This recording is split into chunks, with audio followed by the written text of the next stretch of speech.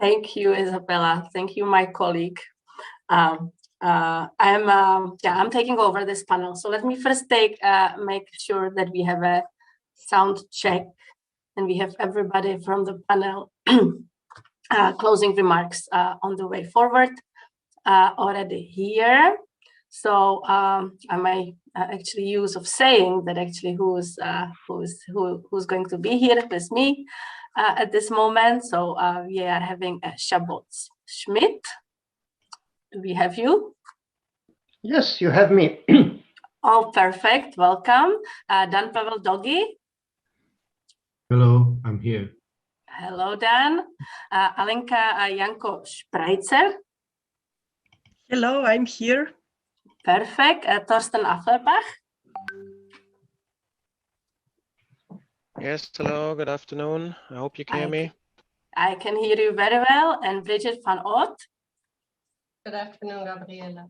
Hello, Bridget. Oh, I'm very glad we are all here. And I hope that you also had a chance to actually see some of the following precedent sessions, because we were covering very important aspects of recognizing historically rooted anti-Gypsyism within the EU, the wider EU and the national policy context.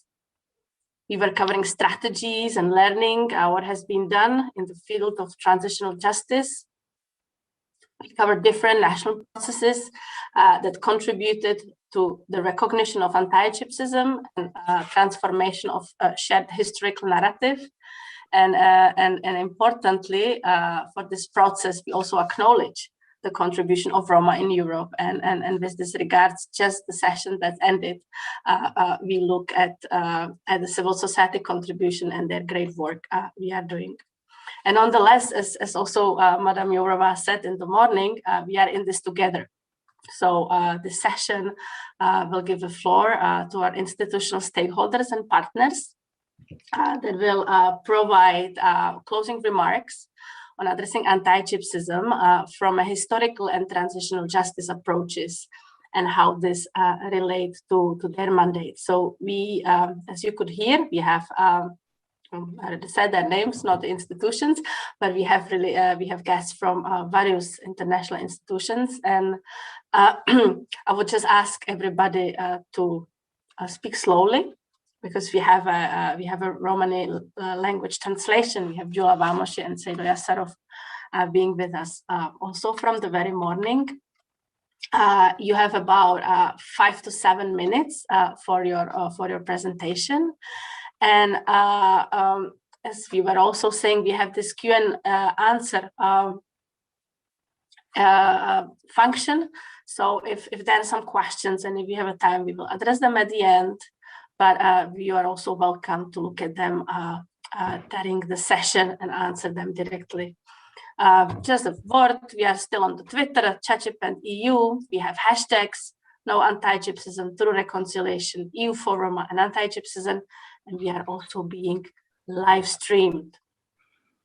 So having said that, I would like to invite Szabolcs Schmidt, Head of Unit of Non-Discrimination and Roma Coordination from the European Commission, to take the screen. Thank you, Madam Chair. Thank you, Gabriela. You just introduced me, so on behalf of the Commission services, I would like to thank you as organizers for the organization of this opening conference of the project CHACHIPEN. I would like to thank all the panelists and all those who contributed with their questions to these discussions. But I would also like to thank to all the work behind for CHACHIPEN, for preparing the project, but also for the whole complex work on anti-Gypsyism. Let me just remind that, yes, I'm speaking for an institution which started already quite early, since long, to work on Roma inclusion, since 2011. And as such, we had to confront ourselves at one stage that we saw that our initial objectives, even though we had some progress, for instance, in the area of education, but we were very far from where we wanted to get to. And I must say that the process of constructive dialogue, of thinking together with civil society organizations, with the member states, with the European Parliament on the reasons for that were extremely fruitful. And I'm also very grateful to all those of you who contributed to that, because that allowed us all to well understand what are the root causes that we didn't achieve the progress we all wanted to have over the past 10 years. And you all know that last October, on the 7th of October, the Commission came up with a new initiative, a new proposal, and that actually is, you can call it a paradigm change, because there we proposed to all of us, actually, to the member states, but to the civil society, to our own institutions, to the international partners, to not only look at the socio-economic inclusion, but to equally also address anti-Gypsyism, and closely related to that also participation of Roma. Nothing without Roma, but doing all together. So it is really a new three-pillar approach which we didn't had before. And when it comes to anti-Gypsyism, the Commission also made a proposal for a recommendation for the Council, where we put in very concrete topics that are to be addressed. Topics from the past, awareness of the history, recognition of past crimes such as slavery, sterilization, but of course also genocide, the remembrance of the Roma Holocaust, all the things that are still around today, like segregation in schools, in medical centers. But not only that, we think it's also extremely important to develop the positive narrative, to recognize the culture, to pay respect for the language, to preserve all that what needs to be preserved for the sake of the European culture and diversity and our mutual respect. So all that was in, and I must say I'm extremely happy that 10 days ago the ministers in charge for equality, social inclusion, adopted with unanimity a new recommendation which commits the member states themselves to do and to put all that into practice. I dare to say that such a self-commitment is sometimes even stronger than law, because you are not forced to do it, but you commit yourself to do it. And now we had it on the table, and I'm really very optimistic that the next decade ahead of us will be far more successful one, because we have now a common understanding across the board where everyone who matters has the same vision, that without tackling anti-Gypsyism, without making sure that adequate participation is ensured, it will be difficult to see socio-economic advances. Now, for us, the foundation is laid, and we have to turn into putting that into practice. That is still a huge task ahead of us. And I would just like to mention the main issues that are imminently around the corner. First of all, the national strategic frameworks have to be set up. The Commission will stay in very close dialogue with the member states, but it's extremely important that also civil society organizations in the respective member states follow very constructively and attentively that, for instance, adequate measures on anti-Gypsyism are actually included. We will at the same time also continue to work closely with member states on the indicators. Again, a very important topic. We need to see also what we want to achieve and how we achieve it over the time. And we think also that the whole process of monitoring is something which needs to be maintained on an ongoing manner. And you certainly know that the Commission is also supporting the national platforms in many member states. But on top of that, we will also soon have a continuation of the civil society shadow monitoring. Again, a strong invitation to all of you to very actively participate, especially at the level of the member states, in all these processes. On top of that, we have, of course, the broader framework. The anti-racism action plan is there, where member states are also expected to address, among others, anti-Gypsyism. And we have a number of funding programs coming. The new Citizens, Equality, Rights and Values program will also open possibilities to apply for projects such as CHACHIPEN, which will help us to also strengthen the work on anti-Gypsyism. With these very few words, and since you asked me to be short, I would like to close, and all what remains is to wish really all the best for the project CHACHIPEN. Memanga Bacht, Gut Bacht, Thais Tumanga. Nice to care. Thank you very much. Also on behalf of the project partners, but also as a Roma advocate in Brussels, I know that the guidelines you are giving to the member states, it's actually very important, and that that you really stand for making sure that the dialogue and engaging with the civil society, it's in place, so that that actually we are standing on fighting anti-Gypsyism with the Roma participation. So thank you, Shabolt. And I would like to invite Dan Pavel Dogi. Dan is chief of the contact point for Roma and Sinti issues at the OSCE ODIHR. So Dan, please take the floor. Thank you very much, Gabriela, dear organizers and colleagues, panelists, dear participants. I've tried my best to fit my introduction in the given time. I'm honored to be here with you today on this launching event for the CHACHIPEN project, which focuses on this very important matter of truth and reconciliation. Truth is a universal value, cherished by most of the people most of the time. Throughout history, nations were often formed through wars and conflicts, or by an iron hand ruling, with those in power or the victors being in position to construct the very image of their nations in ways that they have deemed favorable to them in relation to other nations or in relation to various groups found in minority on those territories. As a result, the chronicles and historical records were intentionally omitting or distorting facts that were inconvenient for the rulers of those times. Perpetuation of such depictions have carried with them great inaccuracies.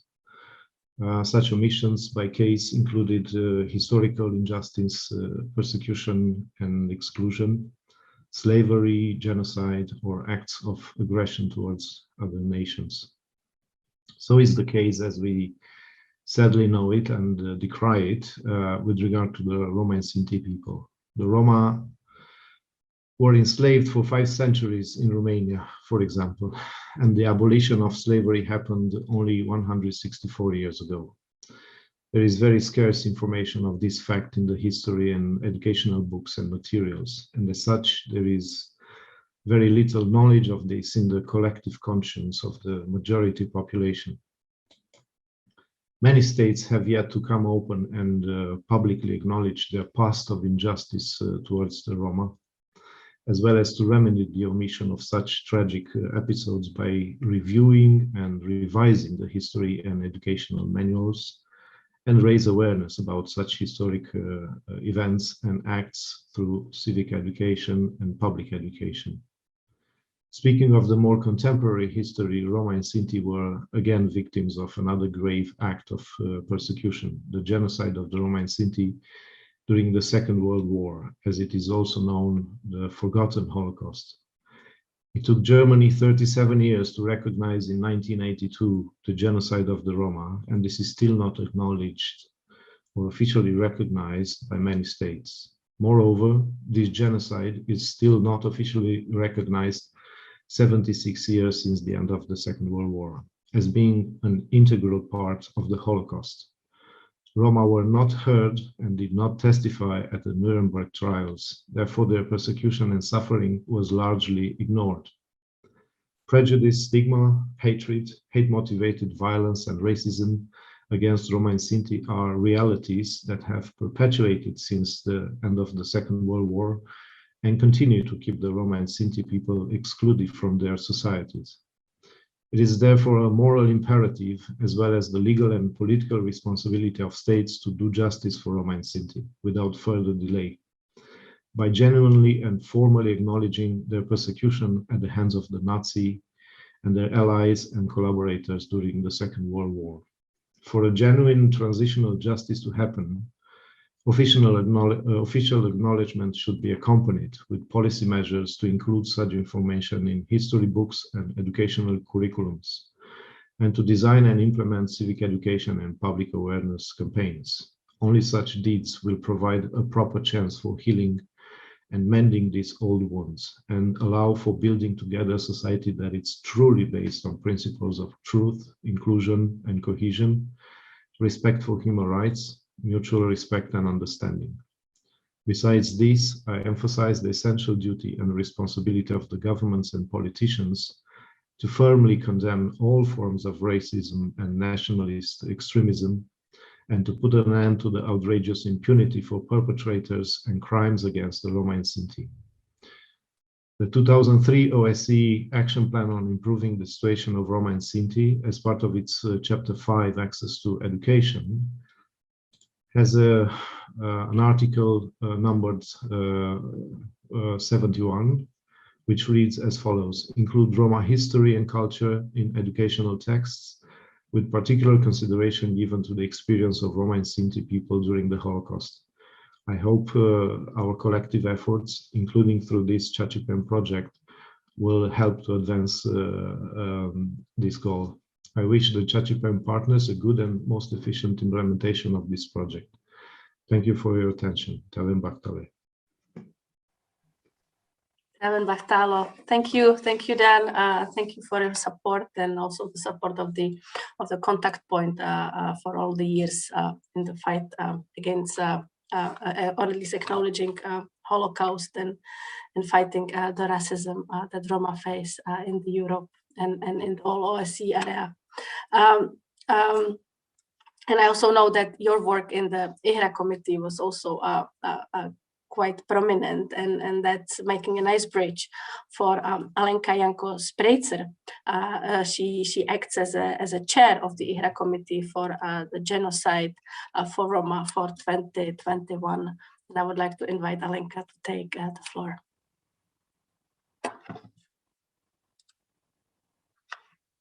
Oh, and you are muted. Sorry, I apologize. Thank you. Hello? Dear organizers, hello? You hear me? Yes, we hear you well. I'm Okay. sorry. Dear organizers, dear speakers, dear participants on the conference, thank you for inviting me for speaking about IHRA and the Committee on the Genocide of the Roma. I want you to congratulate on launching this significant project. I would also like to wish all the best to all Roma and non-Roma activists for Roma rights at the 50th anniversary of International Roma Day. The insecure situation of Roma communities in many European countries, which attracted public attention in 2008 and 2009 due to numerous incidents of exclusion, hate crime, and racially motivated murder, led IHRA and the then chair to the statements on Roma issue in 2010. The chair called on the governments to protect the Roma who still suffers from the persecution and genocide under the Nazi rule. In 2011, the Committee of the Genocide of the Roma became a standing committee of the IHRA, which allowed IHRA to specify its goals and undertake several efforts on this end. In the IHRA ministerial declaration from January 2020, when IHRA members countries have reaffirmed their commitment to remembering the genocide of Roma, they acknowledged with concerns the ongoing prejudice and discrimination that many Roma communities still experience today. 7 months later, in October 2020, With the adoption of the non-legally binding working definition on IRA, on anti-Gypsyism, IRA reached an important landmark on its work. IRA definition of anti-Gypsyism includes the denial and distortion of the genocide of the Roma as one of the examples of how anti-Gypsyism can manifest itself. One of the IRA primary goals is to further remembrance of the Roma genocide, to remember and to honor the victims on the basis of all actions. Remembrance is not the task of the affected groups alone, but the responsibility of the entire society and politics. Taking actions to increase and improve adequate memorial site is therefore one of the IRA work priorities. I believe that this is one of the most important steps toward the truth and reconciliation process. Another important goal for the IRA is to raise public awareness of the genocide of the Roma and draw attention to the prejudice against Roma and Sinti during the Nazi regime. Some manifestations of anti-Gypsyism continued to exist. There are links to history. As we have heard today, these manifestations of anti-Gypsyism can be recognized as hate speech, blaming Roma for real or perceived social, political, cultural, economic, and public problems, perpetrating violence against Roma communities, physically and psychologically abusive treatment of Roma, stereotyping Roma as criminals, discriminatory displacement of Roma, etc.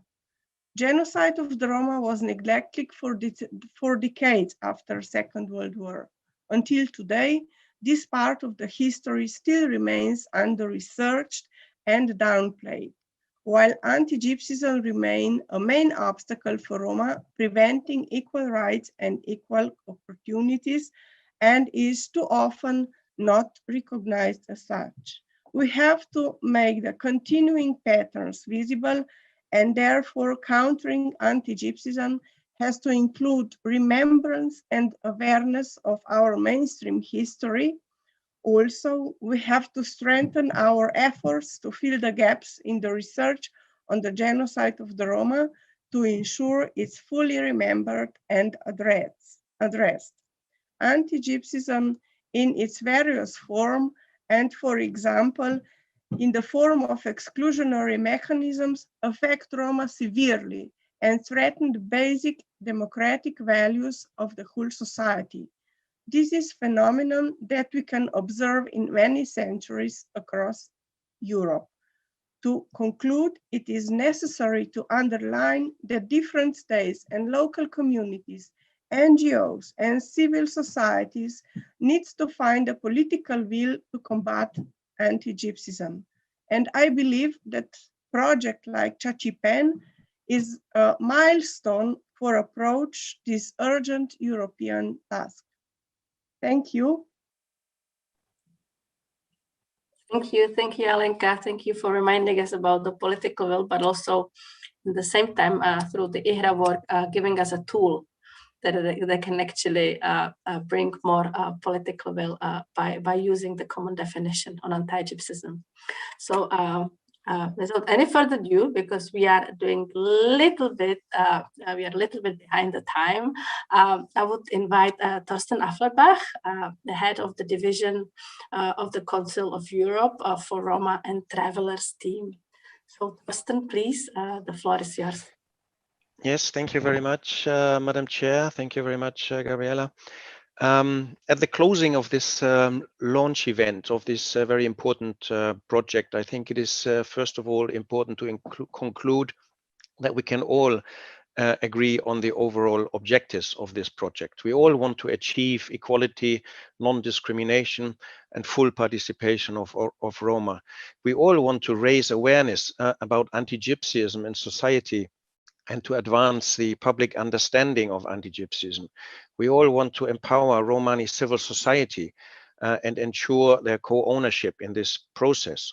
We all want to find out the truth, to learn what really happened, how anti-Gypsyism became an institutionalized form of racism, and we want to bring to light the dark chapters of anti-Gypsyism. And we also want to show how Roma have contributed to the common history of Europe. The multidisciplinary composition of this project is very much to be welcome, as is the inclusion of different key players at European and national level, who will all have different approaches and working methods, and consequently all have different areas of expertise and different instruments and outputs to contribute to this project. The Council of Europe, for example, follows a clear human rights-based approach to all Roma and traveler activities. Dunja Mijatovic, our Council of Europe Commissioner for Human Rights, has clearly stated this in her opening address this morning. For all our work, the first step should be the official recognition of the historical and deeply rooted anti-Gypsyism, and also the official recognition of the Roma Holocaust by and in all member states. A fact that Dandogi has already explained, it also is not yet the case in all member states. Now, in order to promote this, already in 1998, the Council of Europe's European Commission Against Racism and Intolerance, ECRI, has issued a general policy recommendation number 3 on combating racism and intolerance against Roma. And in 2011, it has issued general policy recommendation number 13 on combating anti-Gypsyism and discrimination against Roma, which refined the position. In 2012, the Committee of Ministers, the highest decision-making body at the Council of Europe, so the Ministers of Foreign Affairs, have issued a declaration on the rise of anti-Gypsyism and racist violence against Roma. They have expressed deep concerns about these issues because they saw this as a clear obstacle to enjoying and to the full respect of human rights. The Council of Europe Action Plan on Roma and Traveller Inclusion 2016-2019 has included the fight against anti-Gypsyism as a top priority. In that context, we have, together with OSF and the Alliance, launched the European Roma Institutes for Arts and Culture, ERIAC, in Berlin, which has a clear mandate to fight anti-Gypsyism through arts and culture, and also through raising and increasing Roma self-esteem. The current Council of Europe Strategic Action Plan for Roma Inclusion 2020 to 2025 also includes anti-Gypsyism as a priority. It was mentioned earlier on that legal instruments and guidance to member states are needed. So we have, in addition to our international treaties like the European Convention on Human Rights, we have also recommendations to member states. A very important one is the recommendation just adopted a couple of months ago by the Committee of Ministers, is addressed to member states on the inclusion of the history of Roma and travelers into school curricula and teaching materials. We have carried out some research together with the Roma Education Fund and the Georg Eckert Institute, and we found in 21 of our member states, and we found that the representation of Roma in curricula and textbooks can be seen as largely insufficient, stereotypical, inaccurate, often victims, but never an integral part of society. So this recommendation aims to remedy that. We recommend teaching the Roma history in a much more balanced way, and also showing the positive contribution that Roma and travelers have made to European history, to cultural heritage, also to economic history. We of course say that the Roma Holocaust is an integral part and is an important part also to be taught, but the negative period should also be complemented by episodes where Roma and travelers were not victims, and where they were heroes and where they had positive role models, for example, also in anti-fascist resistance movements. So this teaching could also include, or such a balanced teaching would contribute to transforming the historical narrative, so that the contribution and the positive contribution of Roma and travelers to the European common cultural heritage and the European common history is acknowledged. As the way forward, and I will finish here, Madam Chair, I would just want to highlight the fact that next week, on the occasion of 8th April, we will organize a conference, Roma Youth Together for Emancipation and Empowerment, the role of history and the participation and inclusion of Roma young people, from the 7th to the 9th of April. We will organize this together with the Youth Department of the Council of Europe, but also together with ERIAC, the Central Council of German, Sinti and Roma youth organizations like FIR and Amensa, CHACHIPEN, and of course you, the Ergo Network. And we very much look forward to this event. It will all take place under the aegis of the German presidency of the Committee of Ministers of the Council of Europe. And also one of our dialogue meetings with Roma and Travelers Civil Society, the one in autumn this year, will focus on Roma history and Roma history teaching. I will stop here, Madam Chair, and I thank you for your attention, and I wish you very much of success, of course, for this project, which we shall accompany very closely, and we wish you all positive for your endeavors. Thank you. Thank you also for committing to work closely with us, but also for all your work you are doing with the Council of Europe for so many years. You are a reference for fighting the anti-Gypsyism and the work of ECRI. I mean, it's been like one of the kind of greatest work on the beginning that we use for as our resource also in the work. And I should not tend to speak so much myself because it's our last speaker at this panel that is coming in, and it is Bridget van Oort. She's a regional representative of Europe from the UN Human Rights Office. And please, Bridget, take your floor. Just don't rush anywhere. Let's still give the translators some good pace to translate your message. Thank you. Good afternoon, distinguished participants, ladies and gentlemen. 2 years ago, I think it was on 20 March 2019, our office co-organized together with MEP Soraya Post and ERGO 2 days of reflection on advancing recognition and remedy for anti-Gypsyism in the European Parliament. And it was the first conference of this kind at European level, where we also listened to very moving personal testimonies. Several of you were with us then, and I'm very happy to see that this work is continuing. Indeed, a lot has happened, both at the international and the EU level since we last met. For the first time, the new EU Roma framework includes a commitment by the EU to promoting truth and reconciliation. We also welcome the recommendation by the EU Council that EU member states adopt measures to promote awareness of Roma cultures, language, and history, including the memory of the Roma Holocaust and reconciliation processes in society. And that same recommendation calls also for recognition and reparation of past injustices. The question I was asked in preparing this presentation was, how do we approach truth and reconciliation from the perspective of transitional justice and the mandate of the Office of the High Commissioner for Human Rights? My first recommendation would be to draw on international human rights instruments, standards, and guidance. The right to remedy and reparation is enshrined in several international norms and standards. However, transitional justice is a field that has developed more from practice than from theory.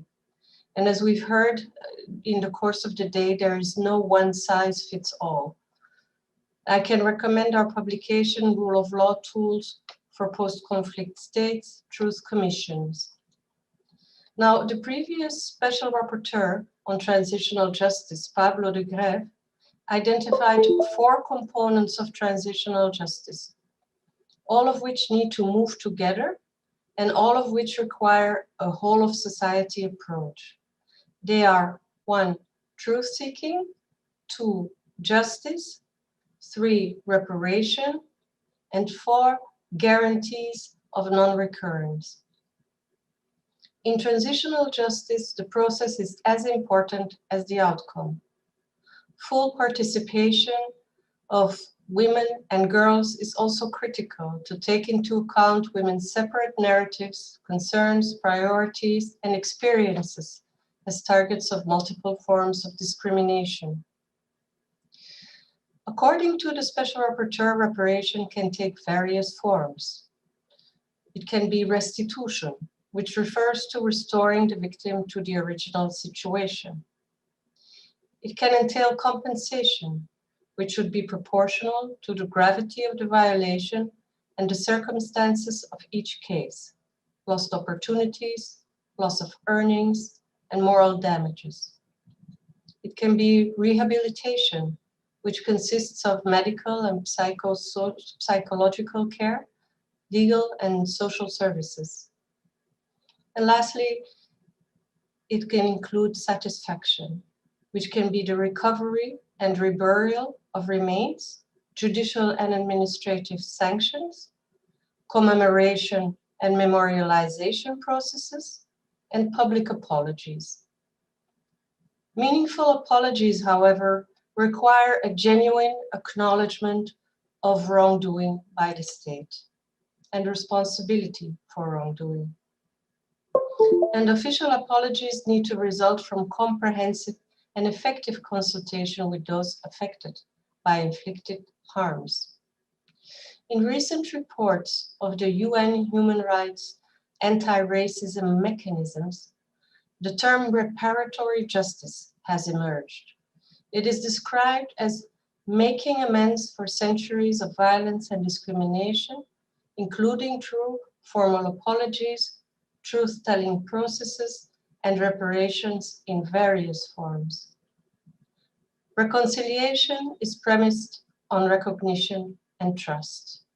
It involves a whole-of-society approach: justice, healing, redress, addressing prejudice and intolerance, breaking the culture of suspicion, opening spaces where people can hear and be heard, and the transformation of social, economic, and political structures that gave rise to the estrangement in the first place. My second recommendation would be to make better use of the UN human rights mechanisms, which can recommend that states undertake truth and reconciliation processes, namely the Universal Periodic Review, the special procedures, and the treaty bodies. Very often when the international, the regional, and the national protection systems for human rights work in sync, they are more effective. For example, your project expresses the intention to pave the way for truth and reconciliation processes in Spain and Romania.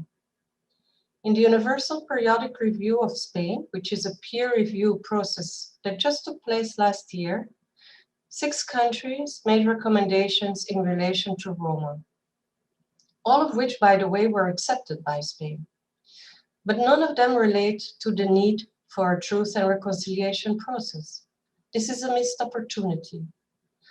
The Committee for the Elimination of Racial Discrimination, which is also a UN committee, in its concluding observations, also did not ask Spain to engage in a truth and reconciliation process.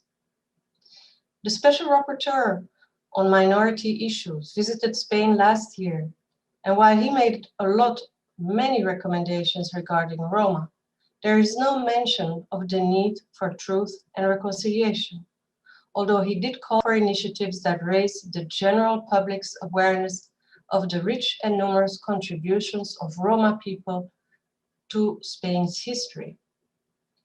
As for Romania, the Universal Periodic Review yielded even more recommendations related to Roma than for Spain. However, no mention of remembrance, recognition, justice, or truth building. Now, Romania will be reviewed by the Committee for the Elimination of Racial Discrimination in the near future, and this will be an opportunity that maybe the project can seize. Because treaty body experts and special procedures, they make recommendations on the basis of a wide variety of information that they receive, and this is where civil society can make very useful suggestions. My third and last recommendation would be to embed truth and reconciliation processes in the broader anti-racism struggle. And we've heard that from other speakers as well. Behind today's manifestations of anti-Gypsyism lies a failure to acknowledge and confront the legacy of the past. For centuries, Roma and Sinti in Europe have been abused and excluded. And the same goes for travelers. They've suffered slavery, as we heard, the Holocaust, forced sterilization, segregation, forced evictions, discriminatory policing, the denial of citizenship, institutionalization of their children, hate crimes, and other forms of discrimination. Accounting for the past is essential to achieving genuine inclusion, reconciliation, as well as social cohesion. This year marks the 20th anniversary of the Durban Declaration and Program of Action, adopted at the World Conference Against Racism, Racial Discrimination, Xenophobia, and Related Intolerance.